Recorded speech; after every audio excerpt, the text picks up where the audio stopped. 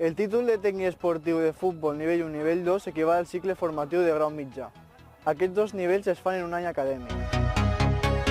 La competència general de primer nivell de futbol és la de realitzar activitats d'iniciació al futbol i de promoció de la modalitat esportiva en categories infantil i categories inferior d'adults.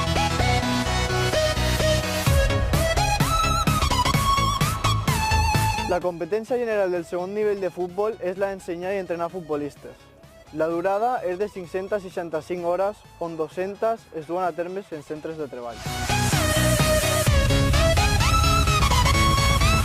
El títol de tècnic esportiu futbol, nivell 3, equival a un cicle formatiu de grau superior i es realitza durant un any acadèmic.